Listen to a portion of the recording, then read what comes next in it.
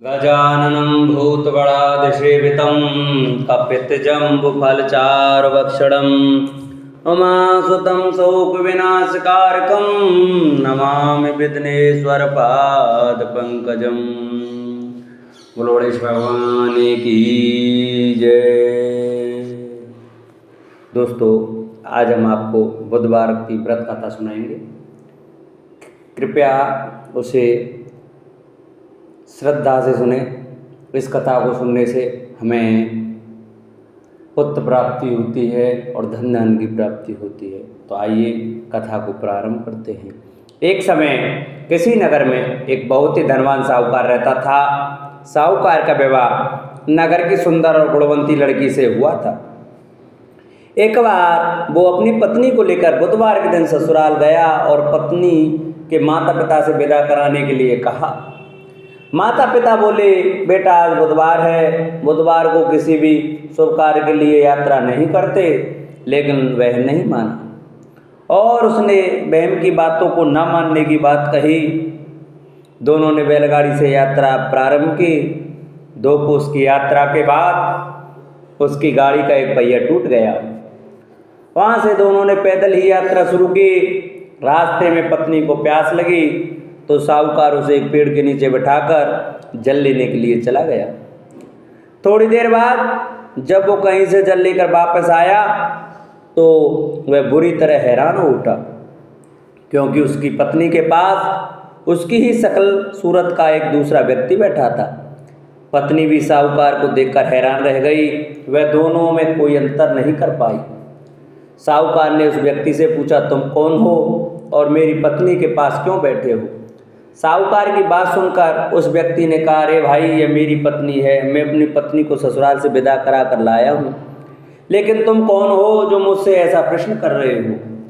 साहूकार ने लगभग चीखते हुए कहा, तुम जरूर कोई चोर या ठग हो। यह मेरी पत्नी है, मैं इसे पेड़ के नीचे बैठाकर जल लेने गया था। इस पर उस व्यक्ति ने कहा, अरे भाई, झूठ तो तुम बोल रहे हो। पत्नी को प्यास लगने पर जल लेने तो मैं गया था। मैं तो जल लाकर अपनी पत्नी को पिला भी दिया है। अब तुम चुपचाप यहाँ से चलते बनो, नहीं तो किसी सिपाही को बुलाकर तुम्हें पकड़वा दूंगा। दोनों एक दूसरे से लड़ने लगे।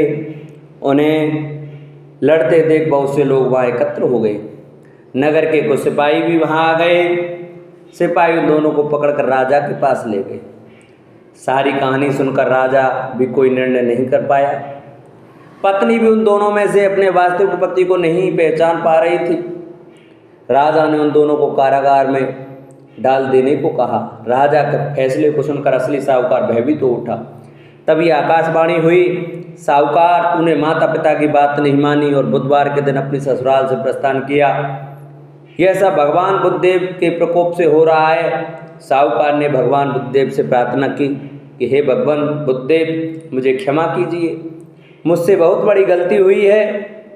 भविष्य में अब कभी बुधवार के दिन यात्रा नहीं करूंगा और सदैव बुधवार को आपका व्रत किया करूंगा। साहूकार की प्रार्थना से प्रसन्न होकर भगवान बुद्धदेव ने उसे क्षमा कर दिया। तभी दूसरा व्यक्ति राजा के सामने गायब हो गया।